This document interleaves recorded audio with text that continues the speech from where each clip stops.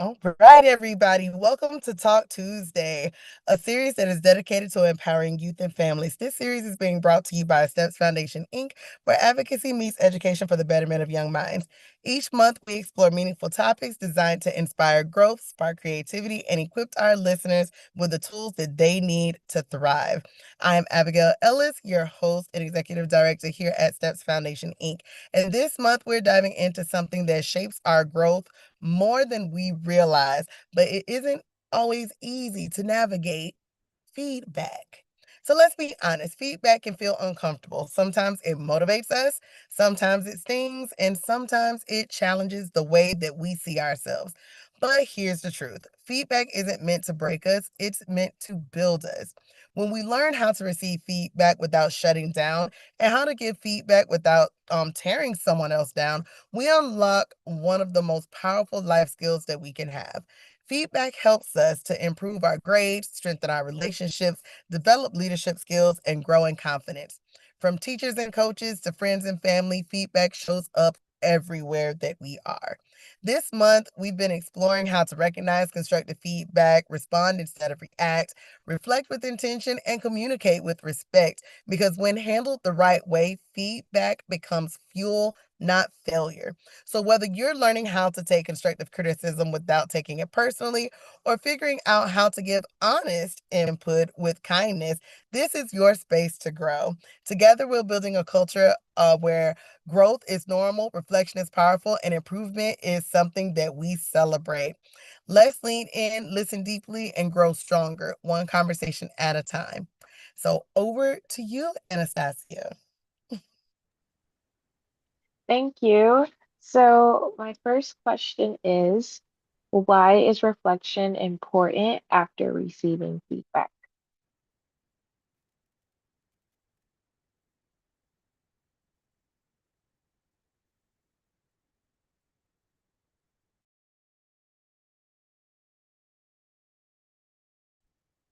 See, I'm a firm believer in reflection. I think reflection is always key. When we sit back and when we reflect on the things that people share with us, it gives us a moment to take it in. Sometimes we have to sit and just let it marinate, sink in. And again, I know we kind of talked about this last week on the show too. Like sometimes it always depends on who it's coming from and how it's being delivered to you. Um, Sometimes feedback are opinions, and everybody has an opinion. Does it make it true? So I think sitting and reflecting on what someone says allows you the opportunity to determine what you want to take away, how you want to apply it, and what are the things that you feel like you can do to improve personally or professionally. So I think it's just a moment to let it all sink in and determine where you want to go from there. What action steps are you going to take next? Is it worth you making the change that they shared with you?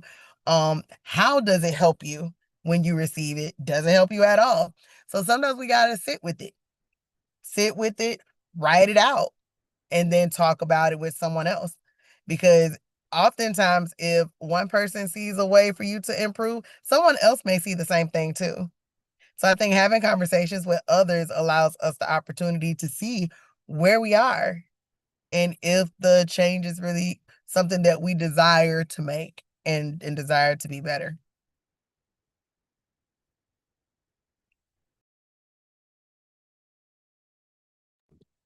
And I absolutely agree. And something I want to talk about self-reflection is how when we do self-reflection, right, we also have to take account into other perspectives within ourselves, right?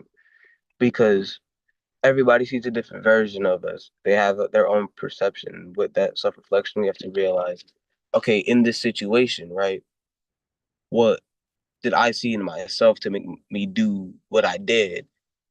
And if I did wrong in said situation, how can I improve to do better? Right.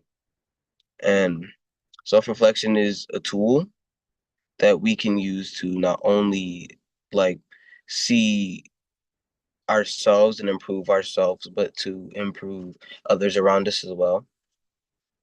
And That's how I feel about self-reflection and those kind of things. So how do you feel, or in this predicament, how can you decipher when you're in that space of you reflecting what you did? How can you decipher feedback and opinions? Feedback as in actual positive advice or warnings or concerns versus somebody's opinions that can be judgmental or projected. I love that question. And so for me, it's always what facts and proofs are they showing you for the thing that they're saying that you're doing?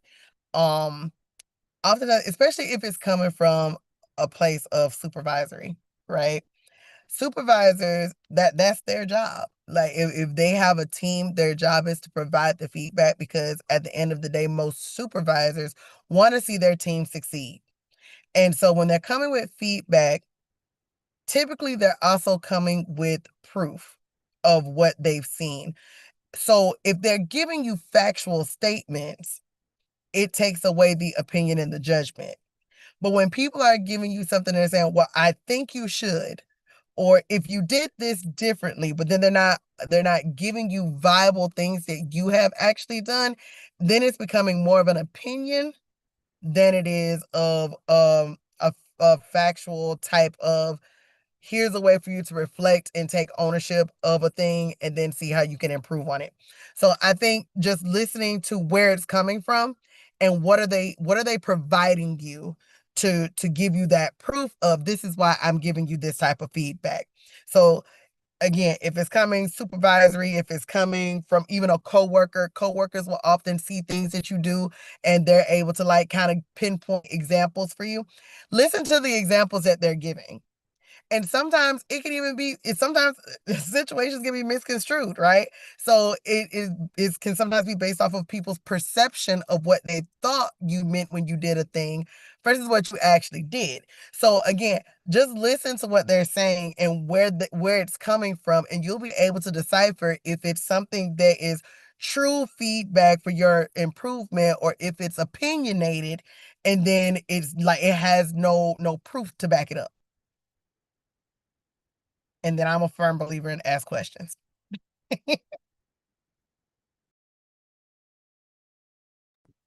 And that is real.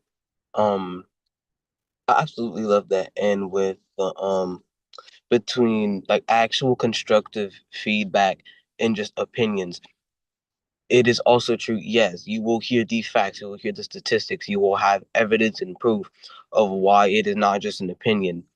But you also have to realize with certain people, right? A lot of people love to gossip, and that is more opinionated. I also love how you brought up that like things can get misconstrued. Misunderstandings go a long way. And sometimes misunderstandings will go such a long way where people now think it is the truth.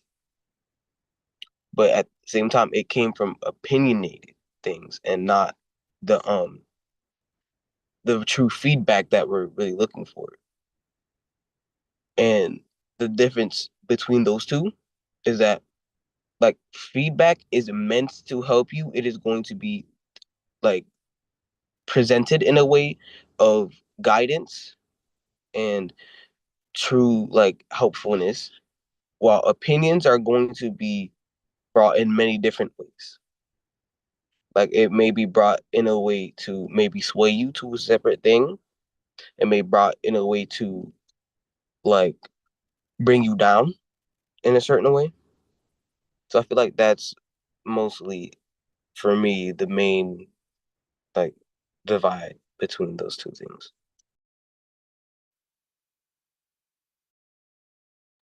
Okay, I love both of your responses. I definitely agree. I have no input on that because you guys said exactly what I wanted to say. So thank you. My second question would be, how can teens turn feedback into a simple action plan? I would love to hear this from a student perspective, especially with what you deal with teachers and home and after school activities.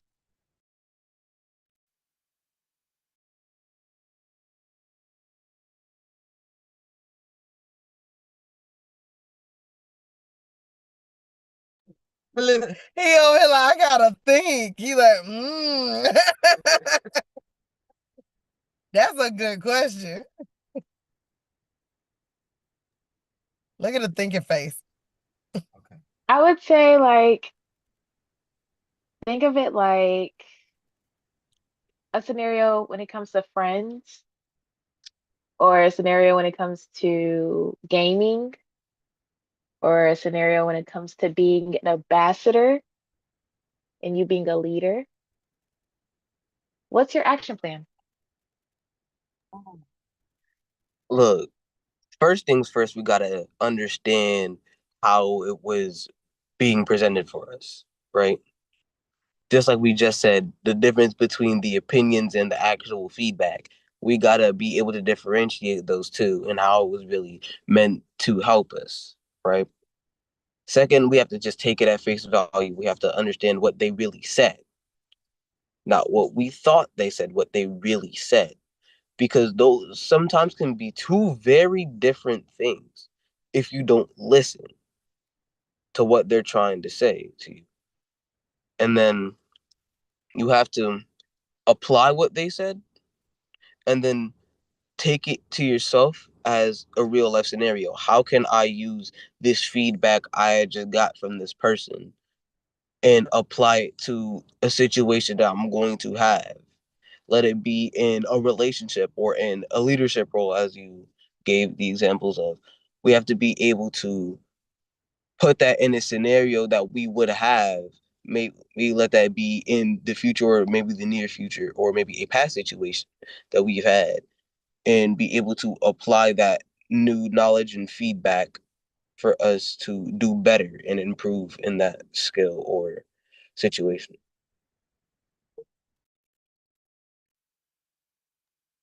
You better come through. You better come through. And I like that because for me, I love a good action plan because a good action plan, it's just I'm sorry, I gotta have a thing. I gotta have a list. I gotta have a this is how we're gonna improve. This is what we're gonna change. These are the steps it takes to do it. Um, but I love that question because at the end of the day, as an individual, you get to determine what you do with feedback. Everything in life is a choice, right? And so that just becomes another one of them. It becomes a choice on what you choose to do with the constructive criticism or the feedback that people give you. I always say, think about where you want to be. Where do you see yourself heading and how do you want to get there? And when someone provides you with feedback, start creating that action plan. So, what is your step one to reaching your goal? Let's say like the feedback was like, hey, you have lack of communication skills. So now how do you improve on making sure that you communicate in a better way? Because for some people, it's not just about sending a simple email, right? For some, it's about how do they address people in a room? Are they making eye contact? Communication is very broad, right? And there are so many different ways that a person can communicate. So, how now do you create the action plan for better communication? Let's say the feedback that you was given was, hey, you're not reliable because you don't show up on time.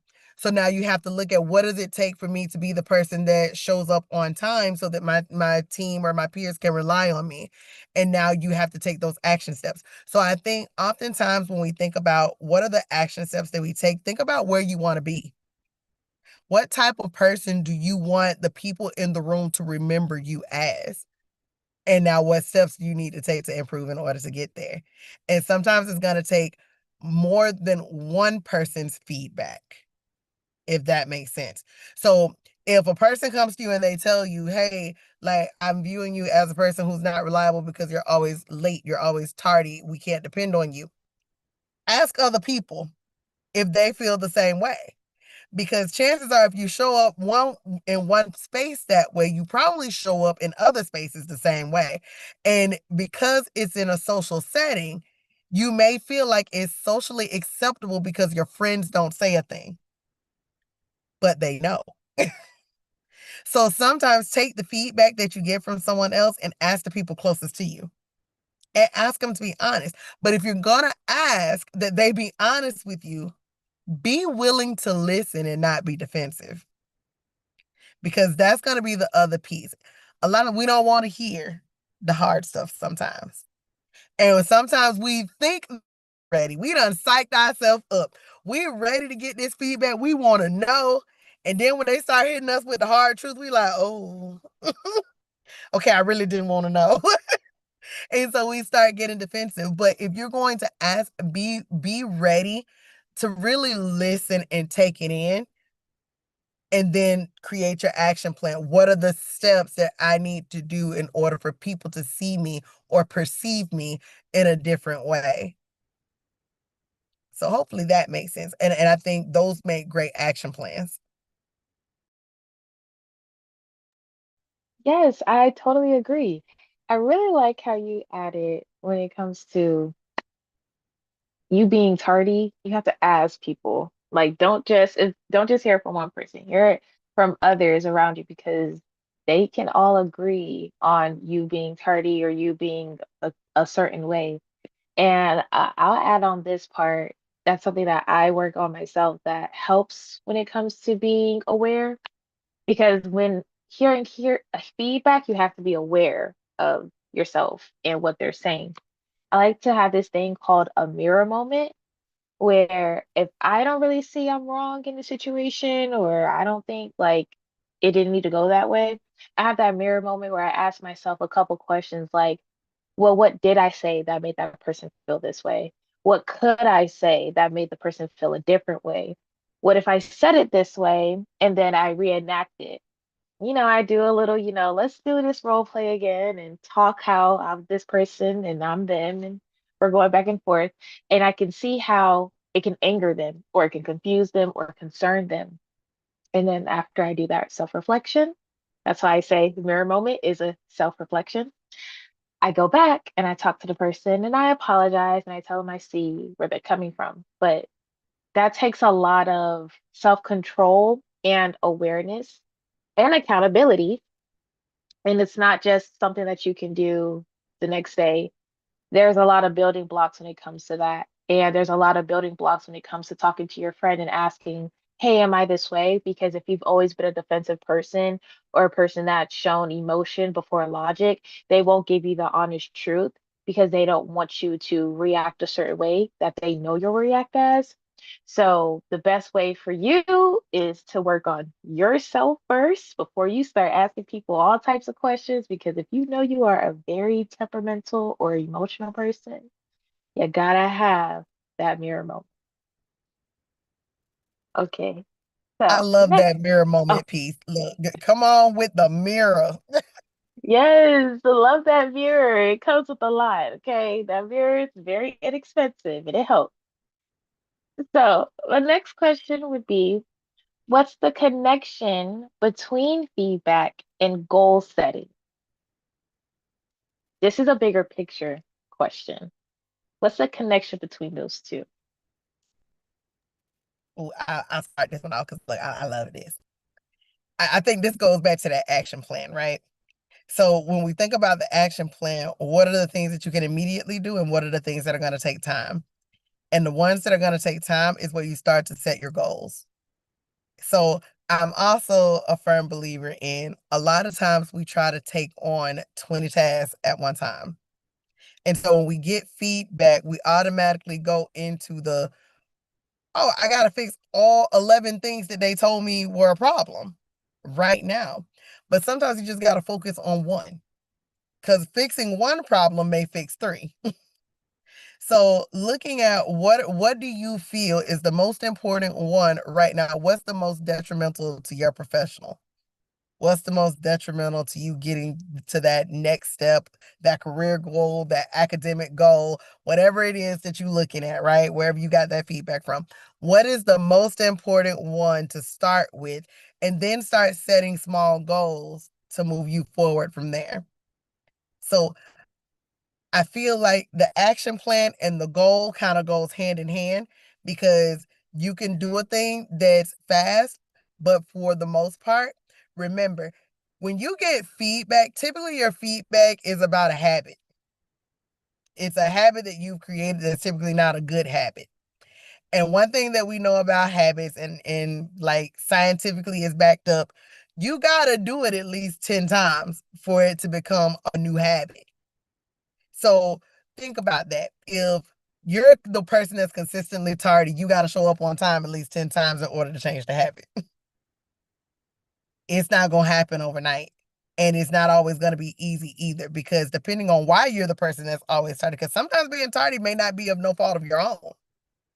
Sometimes you being tardy could be because you're relying on rides from other people and they're late all the time, which makes you late, and that's how people view you. So what is it that you can do to switch something else if you can't switch that, because that's out of your control? So again, I think it goes back to looking at what is the most important thing that you can start with, create your action plan based on that, and your action plan becomes your goal, because some things are going to be short term and some things are going to be long term depending on where you are. So if you being tardy all the time is something outside of your control, that's going to end up being a long term goal, even though it may be the most important one. So I think that's how we have to look at viewing some of our goals and understanding where we are in the moment, what we have full control over right now, and then taking the small steps to get to the bigger picture. Stole my own words out the mouth. Okay. Literally. What I had for y'all was gonna be split it up into things you can do now, things you can do later. But even then, let's go a little bit deeper into that, because things you can do now can also be things you can do later. Like, those two things can be the same. So we have to differentiate what are priorities, like what are real priorities, what are the main things that are going to make the biggest impact in terms of things, what two goals I can set that are connected that are going to keep me on track to be successful throughout the next week. And then throughout that week, let's go to plans that are going to get me through the next month, and so far and so forth.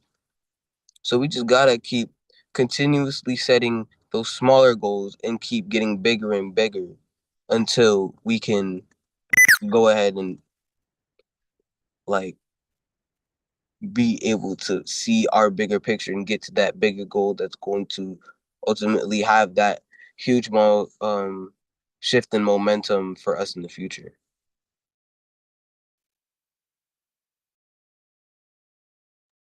I love that. I really do.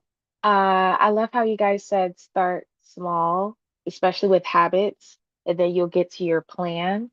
And I like to separate the two because action plan and goal setting do go hand in hand. Action plan, I think of like action plan as being the guardian, your goals as being the child. And it's like the root. The action plan is the root.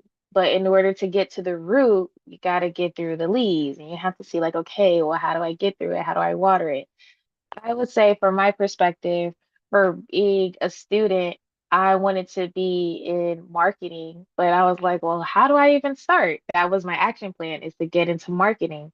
So, with me not knowing nothing, I was like, okay, I have to set goals. Okay. And my goals wasn't, okay, talk to people who are in marketing. My goal was actually get up at 8 a.m.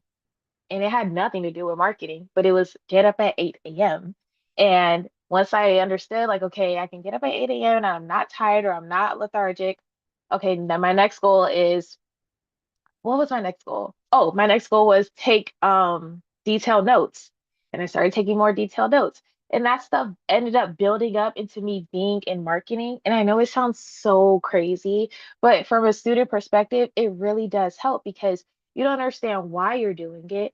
But when you are in that position, you'll understand. It's like that movie Karate Kid. Why am I mopping floors? I don't understand. That has nothing to do with me fighting. But once he understood, like, oh, that's why I mop floors, that's why I did these chores, it all clicked. Yeah. Great answers, guys. So my next question is, what's a real example? I just answered this, but what's a real example of feedback leading to success?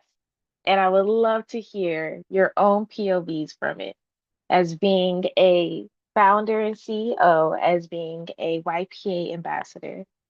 What would you guys say?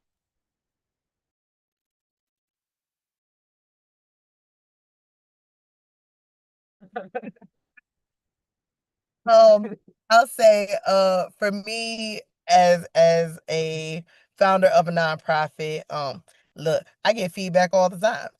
I live by feedback. I love me some feedback. But even before becoming a founder of a nonprofit, every workspace that I've ever entered into, I thrived on feedback. I always wanted to know, like, okay, going into a job, I always said this is my next step. So I'll go in, I look at where I want to be, and I start setting goals to reach it, right? But along the way, you're gonna always hit roadblocks. Nothing ever works perfectly. Like your plan can be your plan today, and you're gonna have 20 different plans by the end. And so I would always ask coworkers or people around me for feedback. And when they would give me feedback, I would take it and apply it. So remember how I mentioned the fact that there's gonna be people who give you opinion rather than true feedback with viable factual statements behind it. I would even take some of the opinions because everybody has an opinion. Everybody has a perspective, everybody has a thing. I would even take some of the opinions and I'm like, if this is how you perceive it, then how does somebody else perceive it? And then I start to make comparisons. What are other people saying? Does it add up? I took from all of my supervisors and bosses to know what type of supervisor and boss I wanted to be and what type of supervisor and boss I did not want to be. Feedback. So never be afraid of what someone is going to tell you because, again, some of it may be true and some of it may not. But the idea is what fuels you? What do you feel will motivate you to get to the thing that you say that you want? And sometimes you're going to have to learn how to take feedback as motivation. Mm-hmm. And learn to apply things differently. Because again, like everything that they tell you, you may not use, but there's always going to be something in it that you can use. So I would just say, take things with a grain of salt, y'all. What they say, let the water slide off your back. You know what I mean? And just go from there. But I can say, as a nonprofit founder, I get my feedback from several places. Feedback for me comes from the board. It comes from the students we serve. It comes from the parents we have. It comes from the interns I get. It comes from community partners. I get feedback from every direction and I take it and I apply it all differently. So feedback is going to be a part of life. Keep listening, keep learning, keep growing.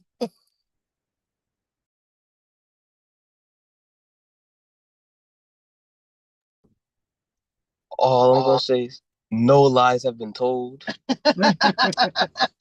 Not a beat has been missed.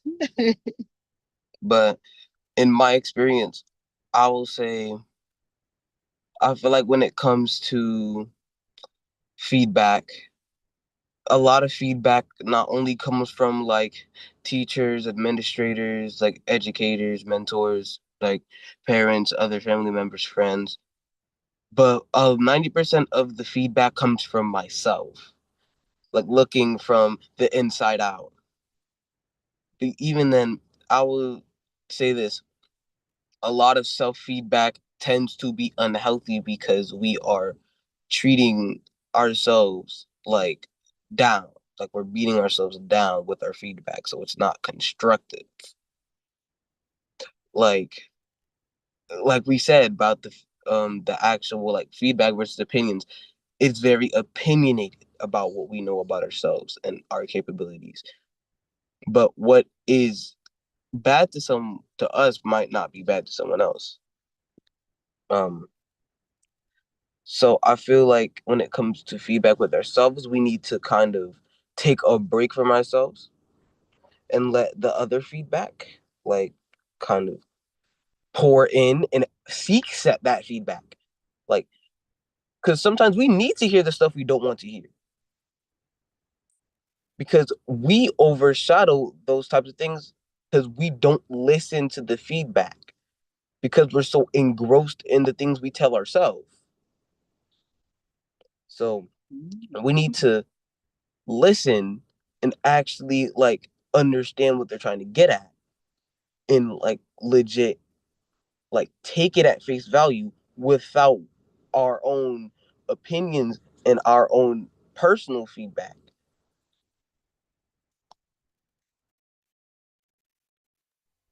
I love that. I'm not gonna lie. I kind of love that because we are sometimes our own worst inner critic. And because we hear a thing, especially if it's something that we believe is a problem, but nobody else is saying it's a problem, when they give us other feedback, the feedback that we have for ourselves, we put at the top of the list because we see it as a problem, but nobody else does. So I love that piece, Lamar, because yeah, it's true.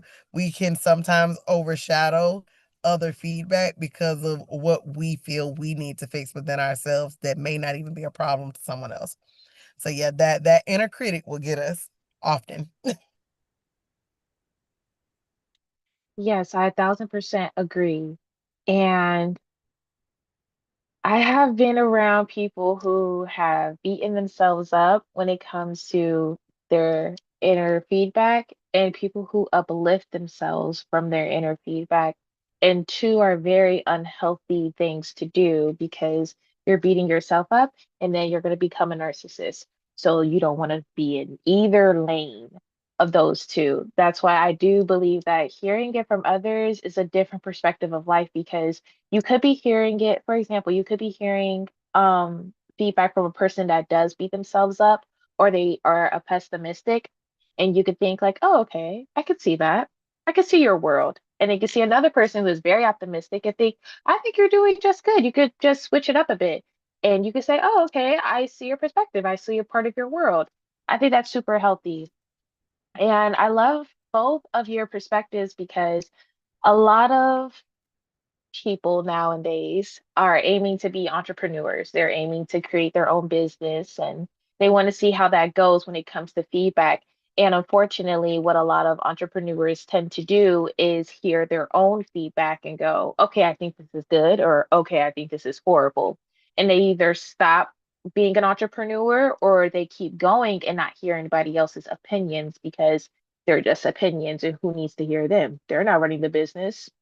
So, I think that's super good to hear your perspective. I would love to hear my supervisors, or I would love to hear my bosses, or I would love to hear people's opinions because your opinion might not just be your opinion, it could be 1,000 other people's opinion, and that's important to hear as well. So I like those. I definitely like those answers. Like I said, for me, just had to take some building up, just had to hear from other people and see where they were coming from with my career, what I wanted to do. Um, so my last questions, I would say, is how does accountability help with growth? And I think we have to be very, very critical here. How does this help with your growth? How does hearing somebody say, you are not doing good, and how do you take that and let it, I guess, consume you, or how do you reflect on that? But how do you take that? Like, how can you be accountable with it, and how can it help you grow? Hmm. Look, when in that situation you just named, someone telling me I'm doing something bad, taking accountability, what that looks like for me is having the like ability to ask them, okay, what specifically was bad and what specifically can I work on to improve? Because look, if I did bad, That's just a broad spectrum. I did bad on what exactly? What was bad, what was good, and how can I improve on either skill? Because not only does that help you improve, that also makes the other person think so that they can get a better experience for the next time or help other people for you to be better, right? So, not only that, we have to be able to listen to them, not drown them out, as we've said all day, because a lot of people tend to ask for that feedback, but not actually listen to what they're saying because they don't want to hear it. They're going to be like, okay, I'm going to stop you right there. No, we're not doing this. But we have to listen because ultimately, the hardest feedback is going to be the most important feedback. So we need to be able to listen and apply it. No matter how hard it is to hear it, it probably means it's going to be really good feedback at the end of the day. You better come on. I don't even have to add nothing to that because what he said. Literally how I feel. What he said. Because I love that. I love accountability is a whole thing. And accountability is just saying that you're taking ownership of something. So if that means you're taking ownership of applying something that you heard someone say in order to make what you do better, that's accountability. If that is you saying, okay, I'm going to go ahead and create the next step to do something better in my life, you're taking accountability. If it is you saying, I'm going to take what they said and go ask 20 other people just to see if what they said adds up, that's you taking accountability. So it's just you taking ownership of what you received and applying it or changing it, one or the other, or maybe learning from it, but you're just taking it and doing something with it. That's accountability. So I mean, I think accountability is a wonderful thing, and accountability will always help you grow because when we own something that we have heard or seen, typically we own it and we do something about it. So I 100% love that question. But yeah, I ain't gotta add much more because I mean he did that. So this was dope. This was dope. Anastasia, look, she killed it with the questions tonight. She like, look, y'all better get all these questions. I love it. I love it. So before I wrap us up real quick, I just want to take a moment because I know my YPA are here in the back seat is unable to see his screen to be able to do his portion that he would normally do. But I do want to take a moment to share with everybody, those of you that are watching, yes, our youth program ambassadors application process is open, and we have two information sessions that are left that we would love for you guys to be a part of. So we have an in-person information session on March 20th, starting at 2 p.m. here in at the Hart Memorial Library, and then on March 23rd at 6:30 p.m. we have a virtual information session for those of you who would want to be a part of it. I can't say enough good things about our youth program ambassadors because they are out here doing the work, everything from advocacy to leadership skills, and they are doing such a phenomenal job. Their events are amazing. So if you are looking to be a part of something as a high school student, to continue to learn how to be a leader and learn how to advocate for causes that matter to you, this is the spot that you want to be in. So attend the information session so that you can get to know what YPA is all about. To find information on that and any other events that we have, you guys can visit www.stepsfoundation.org/events and definitely sign up and register for all the things that we have coming. So, just so you guys know, feedback isn't a flaw, it's a gift. And like any gift, sometimes it's not wrapped the way that we expect. Learning how to hear it, reflect on it, and grow from it takes courage, humility, and strength. This month, we've been leaning into conversations about constructive feedback, listening without defensiveness, turning insight into action, and giving feedback with respect. Because growth doesn't happen by accident, it happens when we're willing to learn. Handling feedback with grace isn't about being perfect, it's about being open. It's about choosing progress over pride, reflection over reaction, and improvement over insecurity. So as you move forward, remember this: you're not broken because you're still learning. You're not weak because you need guidance. And you are not behind because you're growing at your own pace. Growth can feel uncomfortable. It can stretch you, it can challenge what you thought you knew. But every time you listen with intention, reflect with honesty, and take action with courage, you're building something that is super powerful. So to close us out, again, I am Abigail Ellis, and it's been an honor wrapping up this meaningful conversation with you. So thank you all for being a part of Talk Tuesday with us, because we love us some Talk Tuesday, right? Yeah. So remember, the power of positivity is always within you. Until next time, stay strong, stay curious, stay true to yourself, stay inspired, stay empowered, and keep leading the way. We'll see you guys next week.